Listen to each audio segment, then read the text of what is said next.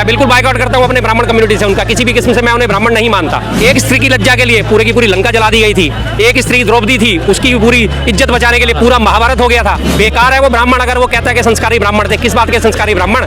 जूता निकाल निकाल के मैं मारूंगा जब तक फट ना जाए उन ऐसे संस्कारी ब्राह्मणों को। ये लोग क्या करते हैं, कुछ भी करो, हंगामे करो, बलात्कार करो, हत्याकांड करो, कुछ भी करो, भ्रष्टाचार करो, जय श्री राम कर दो। बलात्कारी जनता पार्टी, बेशर्म जनता पार्टी, भ्रष्ट जनता पार्टी। अब इसमें भारतीय नाम की कोई चीज नहीं बची है। अगर किसी की बहन बेटी के साथ बलात्कार हो रहा है और आप उसका सम्मान कर रहे हो, माला डाल के सम्मान कर रहे हो, तो आपसे नीच आदि पूरी पृथ्वी पे कोई दूसरा नहीं हो सकता। बीजेपी का काम ही यही है, जब उन्हें फायदा दिखता है वो इस तरह के बलात्कारियों को, हत्यारों को बाहर छोड़ देते हैं, जिनका थोड़ा बहुत भी, और बेवकूफ वो लोग हैं कि जो इनको फॉलो करते हैं।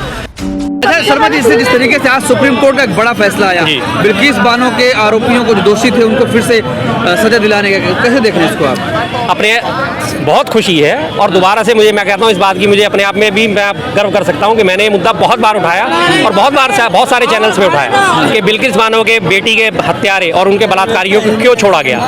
तो अगर सुप्रीम कोर्ट ने आज ये फैसला दिया है, मुझे इस चीज़ की बहुत खुशी है, तहे दिल से खुशी है। ऐसा ही होना चाहिए। अपराधी हैं, उनका महिमा मंडन किस बात का? ये मोदी जी की फेलियर था पिछले साल 15 अगस्त में, उन्होंने 2022 में जब उनको छोड़ा गया था बलात्कारियों के यहाँ 15 अगस्त से खड़े होकर वो भाषण दे रहे थे, हम महिलाओं का बहुत सम्मान करते हैं, और 1 घंटे बाद 2 घंटे बाद उसी दिन उनको 15 अगस्त पे 11 बलात्कारियों को छोड़ दिया गया था। सम्मान की पोल 2 घंटे के अंदर खुल गई थी। उसी बात से, उस दिन से ही हम इस बात में लगे हुए थे, मुहिम उठाने में लगे हुए थे, आपके चैनल के माध्यम से और चैनल्स के माध्यम से, सब जगह से हम इस बात को लगे हुए थे कि उनके हत्यारे और बलात्कारी वापस जेल में होने चाहिए। अच्छा, 11 आरोपी थे, उनको माला पहना करके स्वागत किया गया, कैसे देखते हैं आप? नीचता की पराकाष्ठा जिसको कहते हैं, ये वो चीज़ है। जिन लोगों ने स्वागत करा वो उनसे ज़्यादा नीच है। अगर वो तो मात्र बलात्कारी और हत्यारे थे, लेकिन जिन लोगों ने स्वागत करा वो उनसे भी बड़े हत्यारे और बलात्कारी हैं इस मामले में। अगर किसी की बहन बेटी के साथ बलात्कार हो रहा है और आप उसका सम्मान कर रहे हो, माला डाल के सम्मान कर रहे हो, तो आपसे नीच आदि पूरी पृथ्वी पे कोई दूसरा नहीं हो सकता। जी, कहा गया, बीजेपी के विधायक ने कहा कि संस्कारी ब्राह्मण जो रेपिस्ट थे, सुप्रीम कोर्ट ने भी आज मोहर लगा दिया है, वापस जेल बोला है कि 2 हफ्ते के अंदर सरेंडर करो। जी, उनको संस्कारी ब्राह्मण बताया गया था। कैसे? ये मैंने बताया ना कि जिन लोगों ने अगर उनका महिमा मंडन करा है तो ये उनसे भी ज़्यादा नीच लोग हैं। ब्राह्मण होने का मतलब ये नहीं होता कि आप इस तरह की हरकतें करोगे। अगर मैं ब्राह्मण हूँ, मैं कल को किसी को मारपीट करता हूँ, किसी के साथ गलत करता हूँ, तो मुझे अपने आप का ब्राह्मण क्या, आदमी कहलाने का अधिकार नहीं है। जात पात आप छोड़ो, चाहे वो ब्राह्मण हो, वैश्य हो, क्षत्रिय हो, शूद्र हो, कोई भी आदमी हो, लेकिन मानव धर्म सबसे ऊपर है, स्त्रियों की अस्मिता सबसे ऊपर है। यत्र नार्यस्ते पूज्यते रमन्ते तत्र देवता, हमारा ब्रह्म वाक्य है। जहाँ नारी की पूजा होती है देवता वहीं निवास करते हैं। तो अगर हम इस तरह से इसको देखा जाए कि अगर नारियों की इज्जत नहीं कर रहे हम और नारियों की बेइज्जती कर रहे हैं, तो हमारे को इस मामले को, वाक्य को हमारे अपने शास्त्रों में से ही हटा देना चाहिए कि हमारा स्त्री पूज्य देश है। हमारे को 9 दिन में जो 9 कन्याएं हम जिवाते हैं उन्हें हटा देना चाहिए। सब चीज़ें पाखंड और ढोंग बंद कर देना चाहिए। बेकार है वो ब्राह्मण अगर वो कहता है कि संस्कारी ब्राह्मण थे। किस बात के संस्कारी ब्राह्मण? जूता निकाल निकाल के मैं मारूंगा जब तक फट ना जाए उन ऐसे संस्कारी ब्राह्मणों को।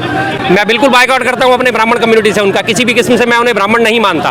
ब्राह्मण का शाब्दिक अर्थ होता है ब्रह्मा से उत्पन्न, ब्रह्मा का अंश, ब्रह्मा का कण। तो ब्रह्मा जी ऐसी हरकतें करते थे क्या? देवता ऐसी हरकतें करते थे जो उन्होंने हरकत करी है? किस किस्म से वो ब्राह्मण हो गए और संस्कारी हो गए? ये हमारे संस्कार, भारत के प्राचीन संस्कृति के ये अधिकार है। एक स्त्री की लज्जा के लिए पूरे की पूरी लंका जला दी गई थी। एक स्त्री द्रौपदी थी, उसकी पूरी इज्जत बचाने के लिए पूरा महाभारत हो गया था। अब ये हमारे संस्कार है भारत के। जो अपराधी थे, जो बलात्कारी थे, उनको सुप्रीम कोर्ट ने आज बोल दिया है कि भाई वापस जाना पड़ेगा। जी, लेकिन क्या गुजरात सरकार ने, यानी भारतीय जनता पार्टी ने चुनावी फायदा लेने के लिए, सियासी फायदे के लिए काम किया था? बिल्कुल करा था, 100% करा था। सियासी फायदे के लिए ही ये काम हुआ है लगातार।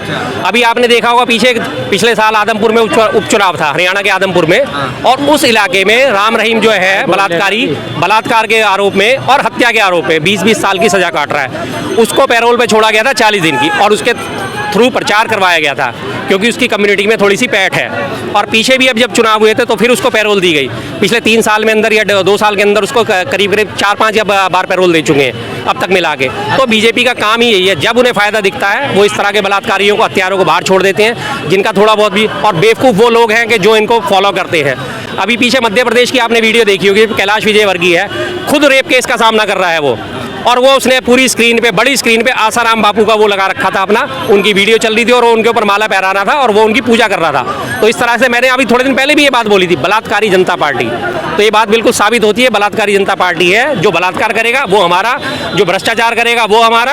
और इस चीज़ से बड़ा नंबर 1 हो चुकी है अभी ये बलात्कारी जनता पार्टी, बेशर्म जनता पार्टी, भ्रष्ट जनता पार्टी। अब इसमें भारतीय नाम की कोई चीज़ नहीं बची है चुकी है अभी ये बलात्कारी जनता पार्टी, बेशर्म जनता पार्टी, भ्रष्ट जनता पार्टी। अब इसमें भारतीय नाम की कोई चीज़ नहीं बची है। अच्छा, अभी ये कहा जाता है भाजपा के बारे में, कहा जाता है कि संस्कारी बुढ़ापा पार्टी है किसको आ गया? और बेटी बचाओ बेटी पढ़ाओ का नारा देती है। उसके बाद इस तरीके से बिल्कुल वही 15 आज़ादी के दिन जी, आज़ाद बिल्कुल, कर दिया बिल्कुल। गया बलात्कारियों को। फिर इस तरीके से हो रहा है मामला, इस कैसे देखिए मुंह पे कुछ और, जबान पे कुछ और ये बात हमारे मोदी जी की जबान से भी फिसल चुकी है कि बेटी बचाओ बेटी पटाओ। ये शब्द उन्होंने बोला था, सबको याद है, बेटी बचाओ बेटी पचाओ। जो दिल में होता है वो जबान पे कभी कभी आ ही जाता है। तो वो तो साफ कहते हैं बेटी बचाओ कमल के फूल से, भाई आगे की बात वो खा जाते हैं। जैसे कभी एक बार महाभारत में इंसिडेंट हुआ था ना, अश्वत्थामा मारा गया किंतु इतने में वो ढोल ढमाके बज गए और बाद में जो हाथी शब्द था वो छुप के रह गया।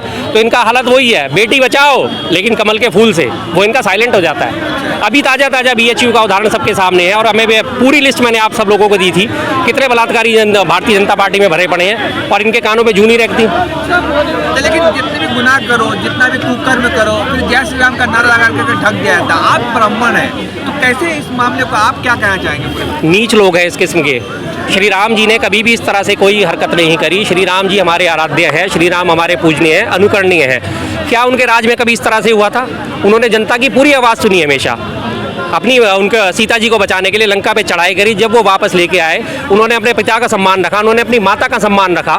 जब उनकी माता ने कहा कि मुझे उसमें वो चाहिए कि 14 वर्ष का वनवास चाहिए मुझे, इन्हें उन्होंने हंसते हंसते उसे स्वीकार करा। उसको लेकर अपने वनवास को उन्होंने काटा, पूरा भुगता।